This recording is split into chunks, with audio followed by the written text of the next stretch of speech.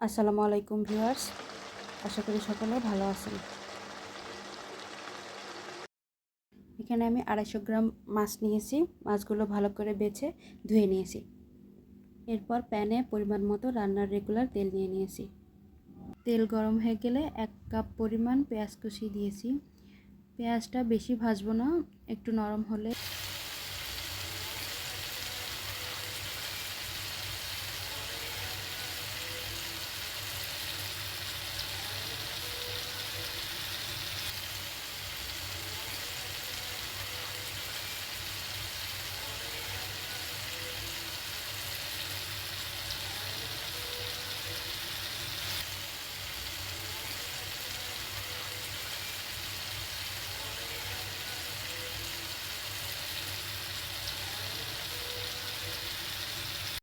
নরম হয়ে গেলে চুলাটা বন্ধ করে দিয়েছি।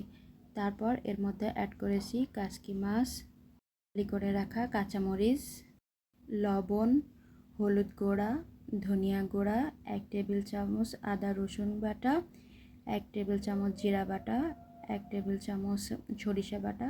এখানে সরিষা বাটাটা অপশনাল, দিতে চাইলে দিবেন, না দিতে চাইলে না দিলেও চলবে। তবে সরিষা বাটা দিলে রান্নার টেস্টটা অনেক বাড়ে, এজন্য দেয়া যেতে পারে।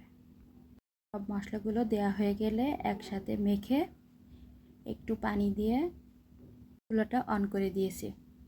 গরম তেলে মাছটা ছাড়লে মাছগুলো ভেঙে যায়, এর জন্য চুলাটা অফ করে মাছগুলো দিয়ে তারপরে চুলা অন করেছি।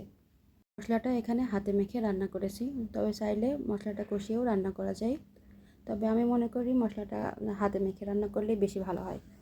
রান্নাটা করতে বেশি সময় লাগবে না, মোটামুটি 10 থেকে 15 মিনিট সময় লাগবে। ছোট মাছ রান্না করতে একটু তেল বেশি লাগে, তেলটা উপরে উঠলে দেখতে ভালো দেখা যায়।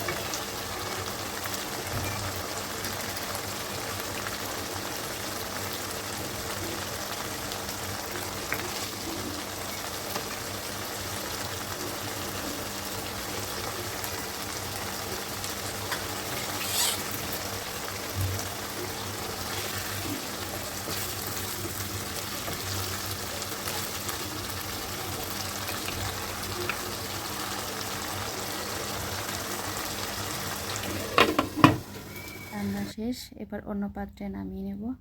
আল্লাহ হাফেজ, সবাই ভালো থাকবেন, সুস্থ থাকবেন এই দোয়া করি।